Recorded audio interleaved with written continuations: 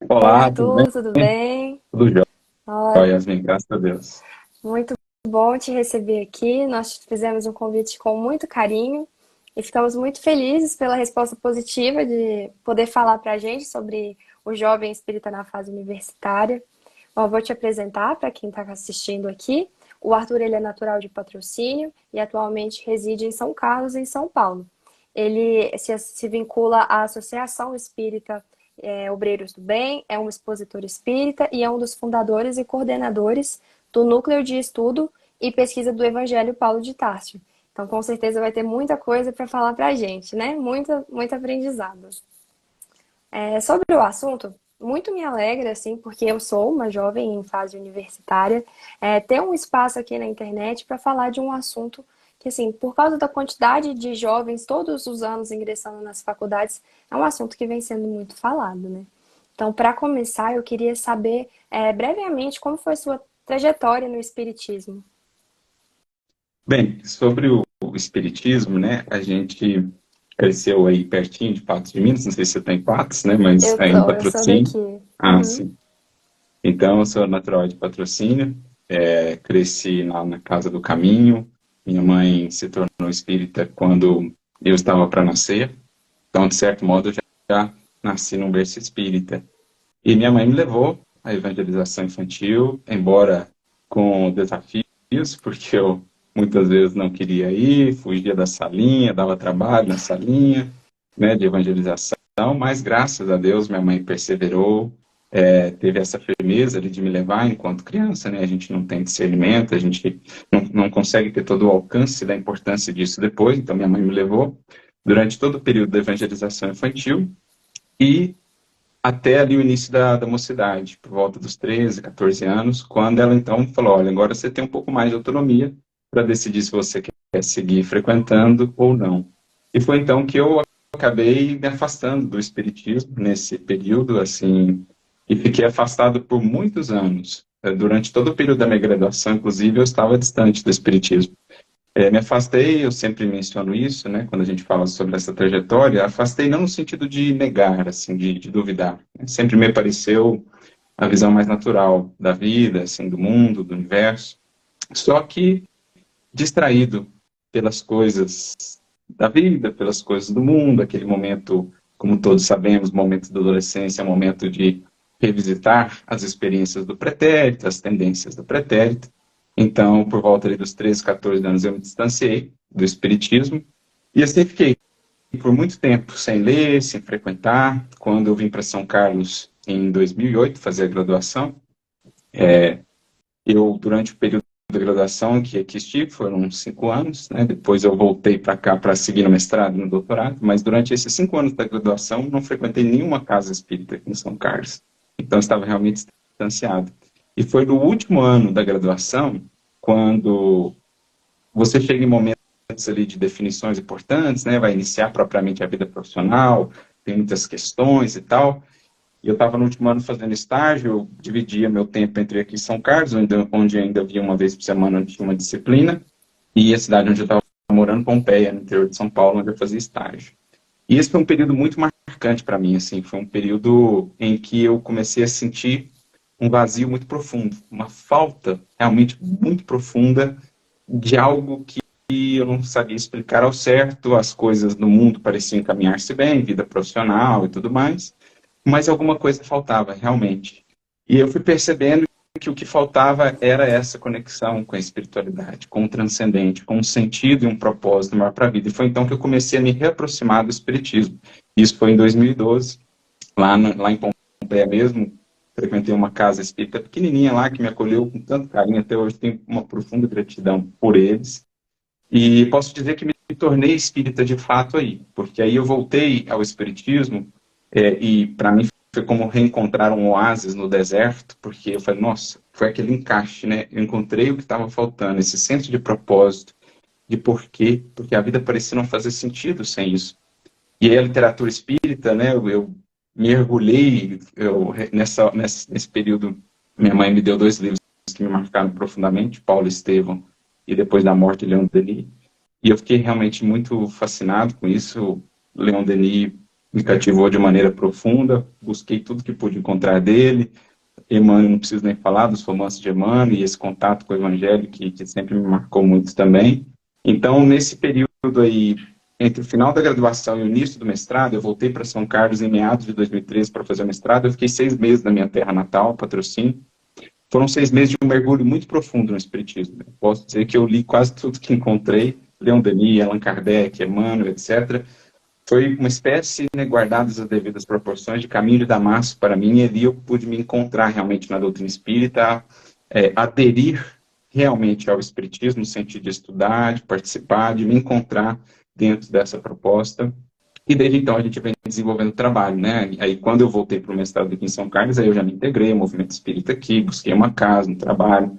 A mediunidade também desabrochou nesse momento, eu comecei a atuar como na reunião mediúnica e logo veio o trabalho com as exposições, fundamos o NEP em 2014 e desde então a gente tem atuado. Então mais ou menos essa é a trajetória, né?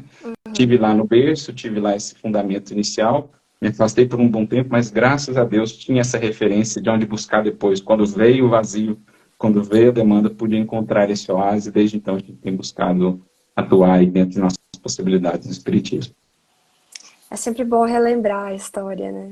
Muito Sim, interessante ver como tudo foi até se encaixando, né? Então, exatamente. você falou da sua graduação, eu sei que você se graduou em engenharia mecânica, né? Aí na sua cidade de São Carlos. Uma curiosidade que eu tenho é que é bem notória sua expertise em filosofia, não só no campo do espiritismo, né? Mas também na sua graduação dentro de um campo que é tão objetivo, né? Então isso deixou uma dúvida para mim, se você sempre separou esse seu lado acadêmico, profissional e pessoal da sua trajetória no espiritismo. É interessante essa questão, né? Porque eu também me vi, de repente, surpreendido um pouco pelo fato de estar fazendo engenharia quando foi desabrochando esse interesse, né? Pela filosofia, pela história, enfim. E desde muito pequeno eu sempre tinha assim uma certa facilidade na parte de exatas. Sempre gostei muito da parte de exatas, né? Matemática, física. Então creio que foi em razão dessa tendência, dessa facilidade, que acabei me encaminhando para a parte de engenharia. Eu sempre gostei muito também de lógica, essa parte assim mais da área de exatas. E confesso que tinha até uma certa resistência, por exemplo, durante o ensino médio, né, ali, a literatura, por exemplo, não gostava, foi uma das disciplinas que eu mais tive dificuldade. É, é, Isso começou a mudar, talvez, na minha vida, quando eu tive contato com uma obra que me marcou muito, foi Sagarana, de Guimarães Rosa. Eu me tornei um grande admirador de Guimarães Rosa. Talvez aquela época em que ali pela primeira vez, eu não tinha todo o alcance, mas depois que eu fui ler Grande Sertão Veredas e tudo mais, que eu pude ver a riqueza de espiritualidade que há em Guimarães Rosa, é que ele me fascinou ainda mais. Mas o linguajar dele muito mineiro, né, muito com aquela característica muito particular de Guimarães Rosa, isso começou a mudar em mim essa relação com a literatura, mas eu tinha dificuldades com filosofia, então também tinha muita resistência no âmbito ali do ensino médio ainda da escola. E aí foi interessante porque nesse processo que eu mencionei de retorno, é como se algumas portinhas dentro de mim se abrissem, né, tivessem se aberto. E aí, de repente, aquilo que eu tinha resistência, essa parte mais da filosofia, da literatura, do simbólico, etc., eu comecei a gostar profundamente disso. Né? Parece que começou a vir à tona. De certo modo, talvez estava meio que bloqueado isso, né, de experiências pretéritas, sei lá. Mas desse retorno ao espiritismo, como que algumas portinhas foram se abrindo dentro de mim, e aí eu até me achei meio fora do ninho dentro da engenharia. Eu falei, o que eu estou fazendo aqui na Exatas, né? Eu até fiquei meio assim perdido quando eu fui para o mestrado, para o doutorado. Será que eu estou certo aqui mesmo, né? Será que eu estou encaixado aqui mesmo? Mas aí eu fui percebendo que, na verdade, elas se complementaram. Eu entendo muito a importância desse contexto mais das exatas hoje, até para a atividade da exposição, para aquilo que a gente desenvolve no espiritismo, a questão da lógica, né, de organizar as ideias, isso é muito útil. Mas também fui descobrindo toda essa maravilha que é a filosofia, né? Essa reflexão sobre o ser humano, sobre o sentido da vida, o propósito, fui descobrindo a beleza da literatura, né? Porque aí você vai saindo da superficialidade, daquela coisa, tinha que ler o livro porque tinha que fazer a prova do vestibular, tinha que ler os livros porque tinha que fazer isso. Deixa de ser obrigatoriedade, você começa a encontrar a beleza nas coisas.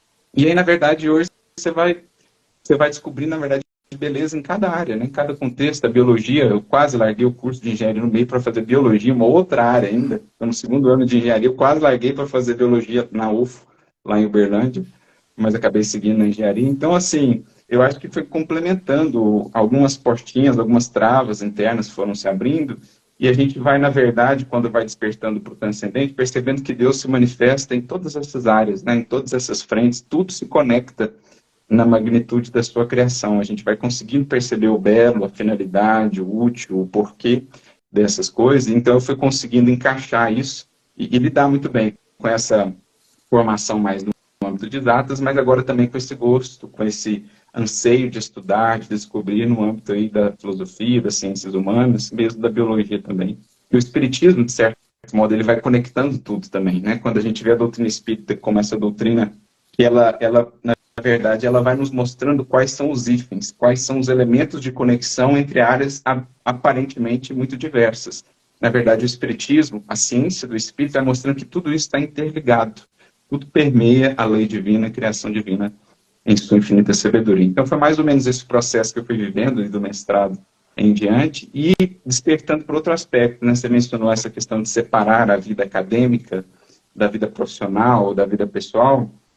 Na medida que a gente vai entendendo a proposta do Evangelho, do Espiritismo, a gente vai compreendendo que, na verdade, a ideia é não separar.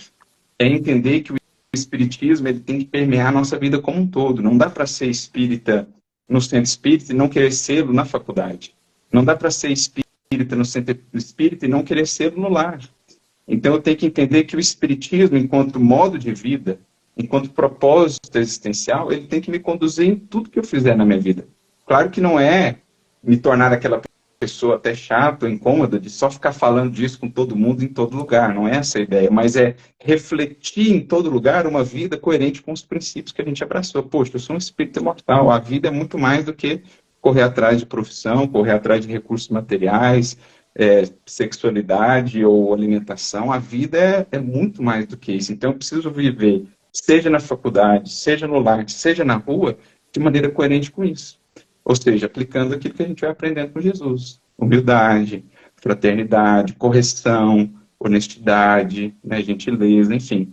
A gente passa a perceber o que Emmanuel traz para nós no primeiro livro dele, comentando o Evangelho, Caminho, Verdade e Vida. No prefácio ele diz, olha, para o Cristo não existem linhas divisórias entre altar e oficina, porque para ele toda a terra é ao mesmo tempo a sua oficina de trabalho e o seu altar de adoração. Então acho que é isso que a gente vai descobrindo, que a nossa vida ela tem que ser una, ela tem que ser íntegra, como diz lá o símbolo do Evangelho, uma túnica sem costura, sem remendo, para que a gente busque ser a mesma pessoa, com os mesmos valores e princípios em qualquer instância de atuação na vida. Muito interessante, né? Porque às vezes a gente quer separar tudo isso, às vezes a gente acha que são opostos, mas acaba que um depende do outro, né? Tá tudo ligado. Exatamente. Agora, entrando mais dentro do tema do jovem espírita na fase universitária, eu queria saber qual a sua opinião ou a sua impressão sobre o processo de evasão desses jovens em idade madura, que é 18 a 29 anos, né? Que deixa a casa espírita sob esse pretexto de se lançar na vida profissional ou na vida acadêmica. E assim, quais seriam as premissas, assim, como uma jovem acadêmica, de que seriam mais adequadas dentro do movimento espírita para acolher mais o nosso cotidiano, que é bem turbulento, né? Sim. Bom, eu vou compartilhar aqui um pouco da minha experiência. Esse tipo de reflexão é um tipo de reflexão que eu mesmo também não tenho, né, fórmulas prontas ou assim, opiniões muito bem definidas a respeito. Tenho buscado entender também. Outro dia eu até conversava com uma querida amiga, Michele, lá de Lavras, também muito envolvida no movimento espírita, especialmente no trabalho com os jovens. A gente falava sobre isso. E eu acho que assim, tem alguns fatores que a gente pode elencar. Um deles, eu acho que é o próprio mundo de hoje.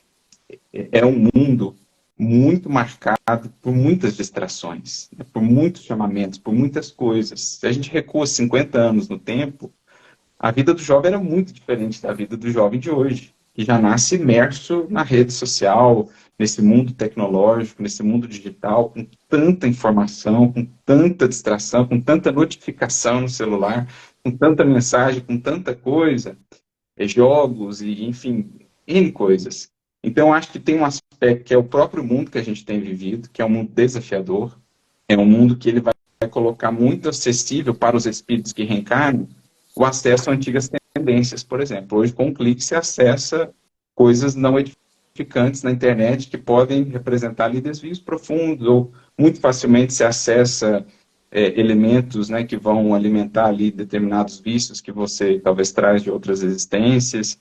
Então, acho que esse é um aspecto e a gente tem que estar alerta quanto a isso, daí a importância do trabalho de base lá na infância, para que o espírito reencarnante que vai passar pela juventude, ele tenha pelo menos essa bússola muito clara dentro dele do que é a proposta, do que ele está fazendo aqui, de que a vida não é um simples passeio, não é uma simples passagem, que a juventude a gente já viveu várias vezes, né, que a gente vai viver várias vezes isso, e que a pretexto de vivê-la bem, não vale simplesmente sair fazendo tudo o que se quer para aproveitar bem a juventude, porque não é essa a ideia, né? A gente vai entendendo que não dá para tomar como garantida a vida após a juventude, nós não sabemos quantos anos temos. O que nós sabemos é que estamos aqui como espíritos, e é preciso aproveitar o tempo que por hora temos, que em geral é o hoje. O amanhã não está garantido. O depois da faculdade não está garantido. Então vamos começar a aproveitar agora, para a gente viver com mais consciência, claro, com as alegrias que fazem parte desse tempo, a confraternização entre amigos, etc, etc, mas a atenção com essas distrações. Então, acho que um aspecto é esse. O jovem hoje, ele é muito chamado, muito convidado a muitas coisas que às vezes o acabam distraindo ou distanciando de caminhos pré-estabelecidos no mundo espiritual, propostas que ele tinha. Eu acho que tem um aspecto também da Casa Espírita, do nosso movimento espírita como um todo, de realmente dar espaço, de integrar, porque o jovem, penso que é uma coisa muito de adesão, né, de pertencimento, ele sentir-se envolvido, ele sentir-se pertencendo ali à casa, ao movimento. Acho que isso é um dos maiores elementos de manutenção do jovem na Casa Espírita e no movimento espírita. Quando ele se sente integrado, quando ele sente que tem corações ali que estão com ele, que se importam com ele, quando ele se sente útil de alguma maneira. Então, acho que vale para nós, dirigentes de Casa Espírita ou do movimento, estarmos pensando em possibilidades de fazer o jovem realmente ativo. Não simplesmente como promessa para o futuro, mas já como possibilidade de realização no presente. Digo isso pela experiência que vivi aqui. Primeiro eu disse também, porque eu também fui acolhido por essas distrações, né? Esse período que eu passei distante, eu me arrependo, assim, tomo como tempo realmente perdido, porque é uma questão de escolha. Às vezes as pessoas dizem assim, mas tinha que ser assim, cada um vai tendo o seu tempo. Tudo bem, tem um tempo de amadurecimento e tudo mais, mas existem escolhas também. E reconheço que essa não foi uma escolha das mais felizes. Percebo quão grande foi a misericórdia divina de me amparar para que o desvio não tivesse sido maior, porque poderia ter sido muito maior, mas a misericórdia foi imensa. E hoje olhando para trás, eu vejo, puxa vida, graças a Deus, pelo menos não foi tão longe assim, né? Mas, eu acho que assim, eu digo por mim, então, eu passei por esse processo da distração e reconheço que poderia ter sido mais atento, poderia ter, né, se eu já tinha muito recurso para poder discernir melhor, então fica a sugestão, pense melhor, ao invés de cortar esse laço, né, analise a importância disso na sua vida.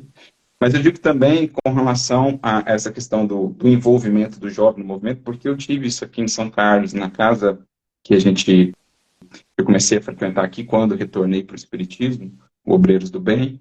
A gente teve a grata alegria, eu, a Flávia, à época era minha amiga, a gente fundou o MEP junto, hoje é minha esposa, a gente teve a grata alegria de contar com um acolhimento assim, muito bacana dos dirigentes da casa. A gente chegou lá simplesmente propondo a ideia de criar um grupo de estudo, né? Paulo de Tarso, um grupo de estudo diferente daquele que geralmente tinha-se nas casas até então. Vamos estudar a Bíblia, vamos estudar o Evangelho ali à luz da doutrina espírita. Esses jovens aí vão ser os coordenadores. E o pessoal abraçou, o pessoal acolheu, a gente realizou eventos, a gente realizava anualmente eventos aqui. Então, assim, essa relação madura entre as gerações, eu acho que é um aspecto muito importante para a manutenção dos jovens, porque os que estão há mais tempo, os que estão ali na posição de dirigência e tudo mais, é identificar os potenciais do jovem, claro, orientando também naquilo que é preciso ser ajustado, porque não dá para achar que o jovem vai chegar sabendo tudo, etc. O jovem também precisa ter humildade de ouvir a voz da experiência, de perceber que em alguns aspectos ele precisa retificar caminhos, mas de integrá-lo, de envolvê-lo.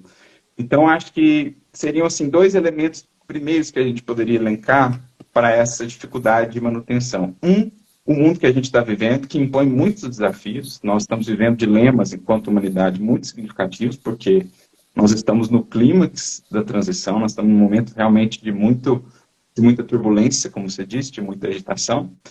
E esse olhar mais amoroso, mais integrador dos dirigentes, buscando meios, atividades que possam integrar o jovem, né? Uma coisa que era muito comum nos jovens do pretérito, uma atividade que eles faziam muito, gostavam muito, a campanha do quilo, por exemplo, que é aquela coisa mais dinâmica de sair, de recolher. Então, hoje, sei lá, um podcast, um sarau, vez por outra que a gente faz um encontro no campo, nós do NEP, né, a gente faz um encontro no campo para falar de evangelho. Então, esse tipo de coisa, um filme discutido, etc. Atividades em que o jovem possa também propor, possa também ser uma voz ouvida, claro, sempre dentro dos fundamentos e dos princípios fundamentais da doutrina, né?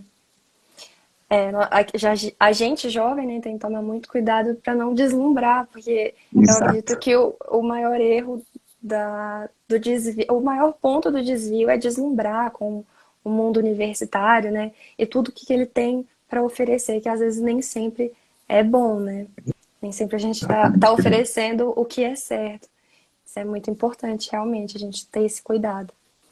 Agora, pensando no ambiente universitário, você pensa que dentro do ambiente universitário tem uma certa dogmatização ou politização da ciência que colabora para o afastamento dos jovens e, assim, por outro lado, dentro do movimento espírita, né? Tem também uma dogmatização ou um rito que cristaliza a crença e às vezes até espanta, né, o jovem da religiosidade? Esse é um ponto importante, assim, dos dois lados, como você destacou, né? Da Uhum, perspectiva da academia, da perspectiva do centro espírita ou do movimento espírita. E, de fato, quando, como você mencionou, né, quando a gente entra na vivência universitária, eu pude conviver aqui, né, com essa vivência universitária há 11 para 12 anos, né, em somando graduação, mestrado, doutorado, então a gente viu muitos jovens passando por aqui, muitos amigos. Aqui São Carlos é uma cidade bem universitária, então vem gente de todas as partes do Brasil, passa por aqui e segue os seus caminhos. E a gente viu muitos casos assim, de corações que chegam aqui, às vezes, com todo aquele fundamento, aquela formação espírita, até muito ativos na juventude, etc., mas chegam no ambiente da academia e, às vezes, se deslumbram com algumas ideias, né, algumas correntes de ideia, algumas outras atividades, até algumas outras demandas que têm o seu valor, naturalmente, mas que, às vezes, elas passam a ocupar uma centralidade na vida do indivíduo e lança o que deixa as questões mais transcendentes do Evangelho, por exemplo, do Espiritismo, lá para as últimas posições. A criatura fica meio deslumbrada com ideias humanas que têm um valor, que estão de alguma maneira contribuindo para um progresso, mas que são muito passageiras, que são muito efêmeras, que se transformam muito rapidamente.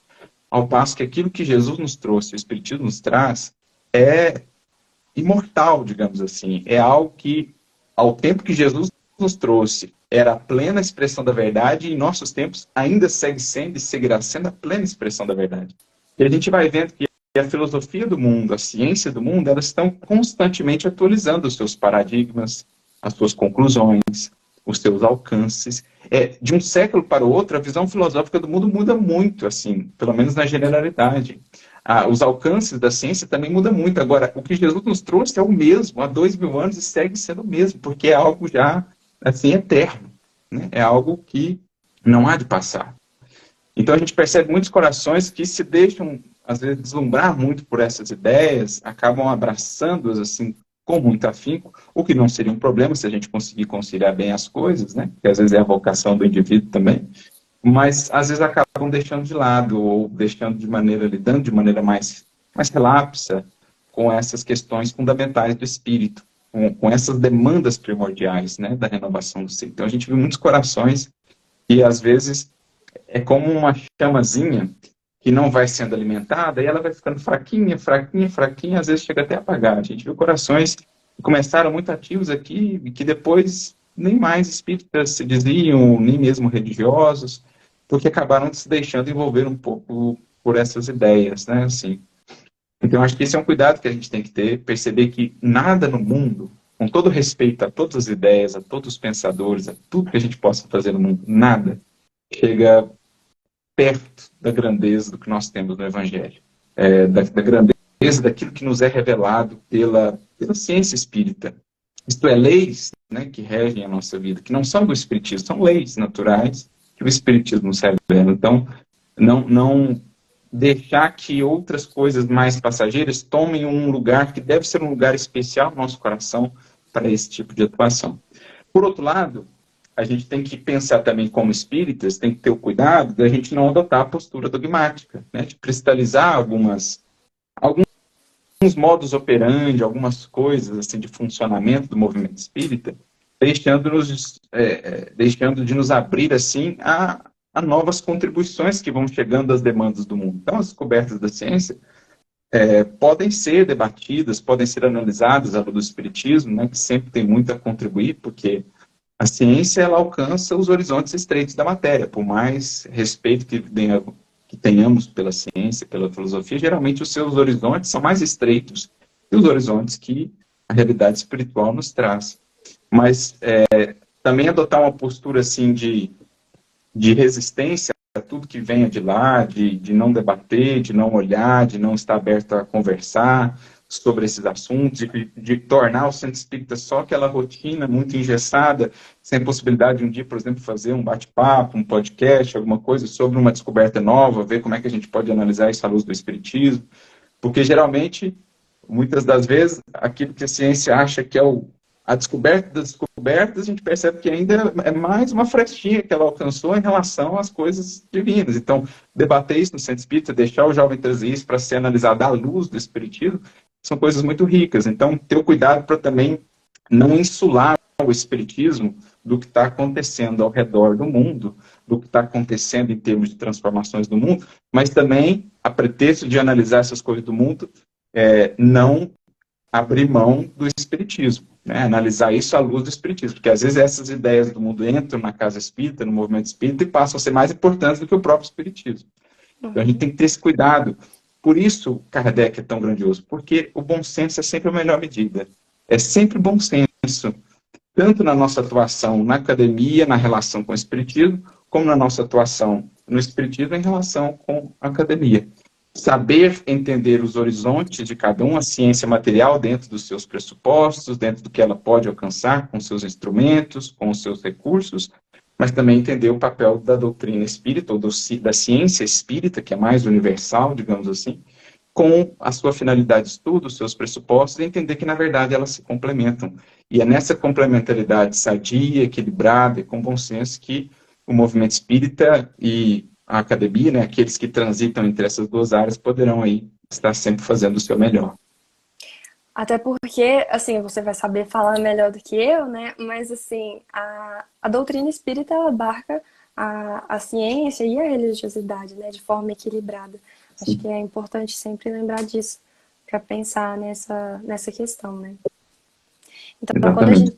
quando a gente fala da conduta espírita, como a gente poderia enxergar as atividades recreativas da vida de um jovem universitário, né? Acho que seria o que a gente fica mais na dúvida, que seriam os jogos, as festas universitárias, que hoje é considerada até uma atividade extracurricular, né? Então, como a gente poderia ver isso e, pessoalmente, como foi a sua experiência quanto a isso? Bom, vou começar pela minha experiência, né, quanto a isso. Eu, desde muito jovem, assim, talvez até pela característica, muito tímido, não sei, eu nunca tive muito apreço, assim, nunca gostei muito de festa, dessas coisas, também nunca bebi, então eu não gostava muito, era mais daquele de ficar em casa, né, mais o estilo nerd, vamos dizer assim, eu ficava jogando lá, muito das minhas distrações nesse período da juventude foi de ficar jogando interminavelmente ali no computador, essas coisas.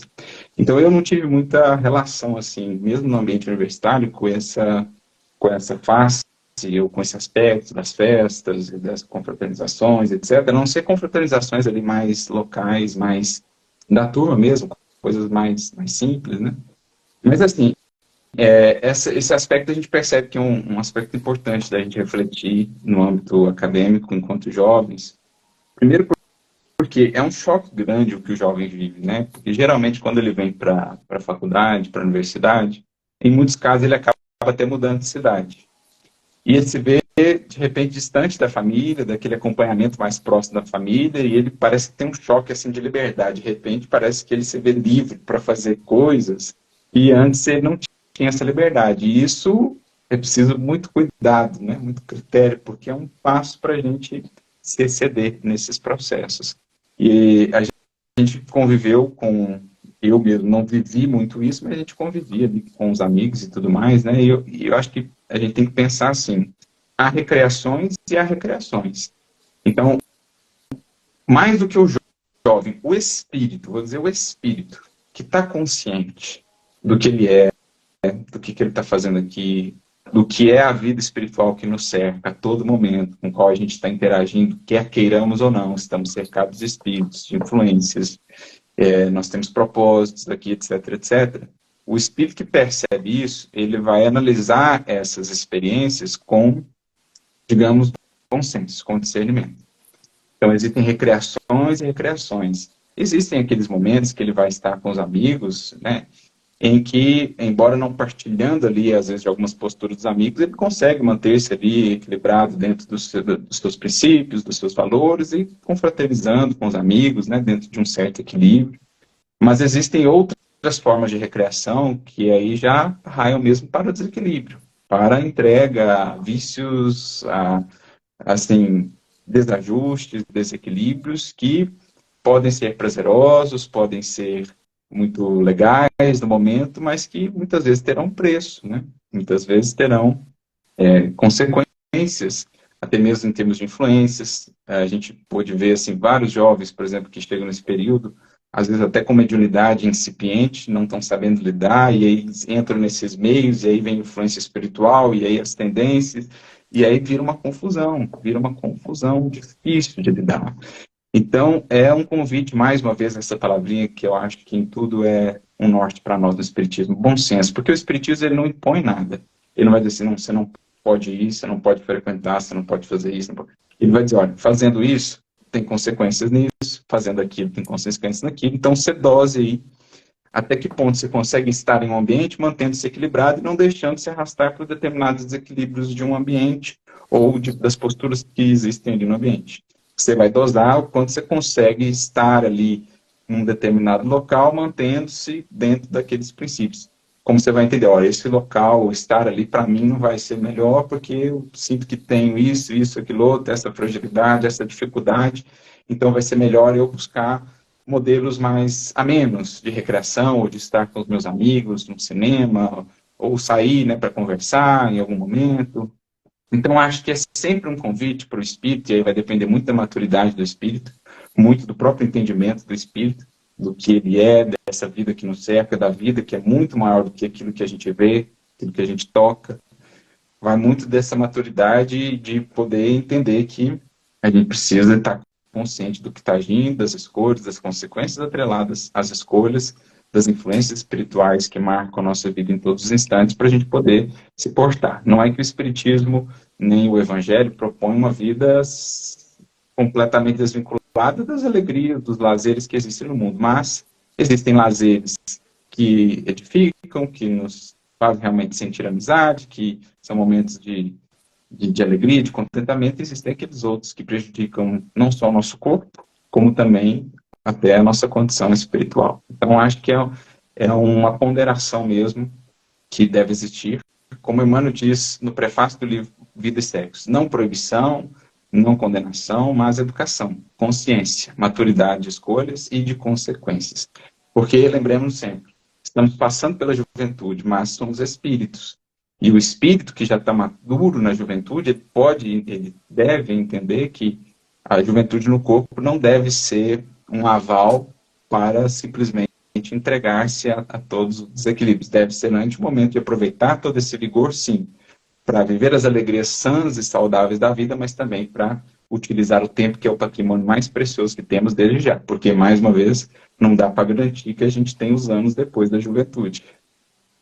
Inclusive os da juventude, né? Da E, juventude inclusive as também não dá próximas. para garantir. Exatamente. Particularmente, eu não nasci em berço espírita, né? Eu me tornei, eu e minha família nos tornamos.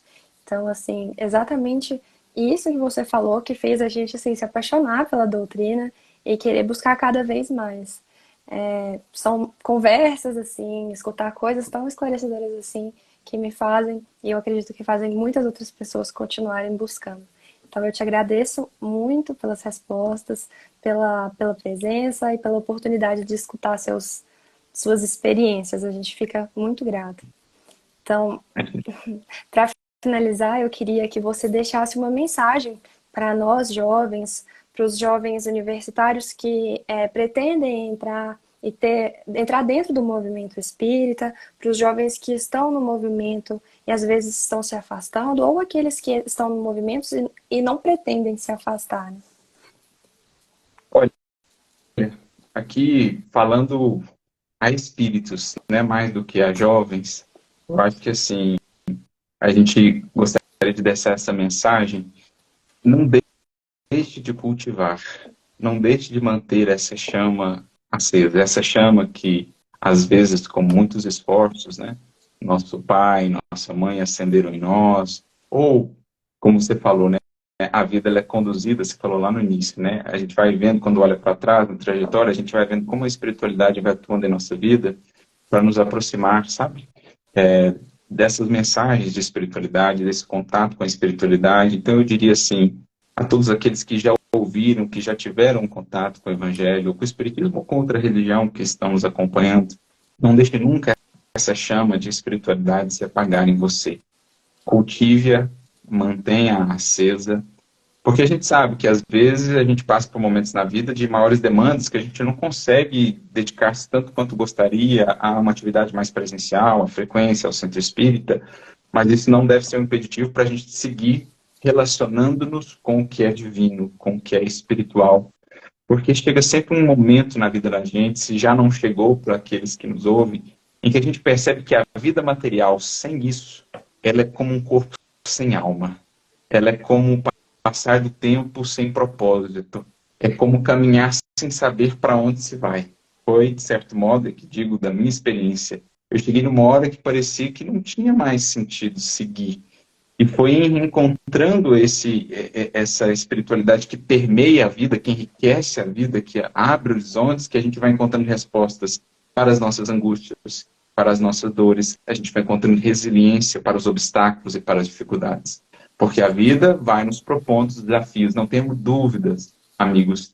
Qualquer contato com o conhecimento espiritual superior, esperemos um pouco mais adiante na trajetória as aferições, os testes, para que a gente saiba realmente consolidar o que temos recebido da misericórdia do alto. Então, aos jovens que estão entrando na vida universitária, a gente sabe que são muitas demandas, é muita prova, é muito trabalho, é muita coisa que tem que fazer, mas reserva sempre meia horinha por dia, uma horinha por dia, aquilo que você puder, para ter a sua leitura, para ter o seu momento ou de frequentar a casa espírita, ou de conversar com amigos sobre essas coisas transcendentes. Digo por mim, o quanto isso me fez falta na graduação e o quanto, pela misericórdia, o desvio não foi maior. Mas você que já está aí, lembra dos conselhos maternais, dos conselhos paternais, ouve a voz da experiência, que tem muito a nos ensinar, e cultive isso. Quando você estiver passando por um momento mais difícil, de muita demanda, tenha pelo menos meia horinha, guarde as orações, as leituras básicas, e depois você volta mais ativo, mas guarde isso. E aos que estão distanciados, talvez ainda não tenha surgido esse momento, né, de sentir falta, dessa sede, mas temos certeza, nós somos espíritos. E aquilo que nos nutre, aquilo que nos satisfaz enquanto espíritos, não são os prazeres do mundo, não são as conquistas do mundo, que têm a sua razão de ser, têm o seu valor, mas que não alimentam o ser espiritual que somos.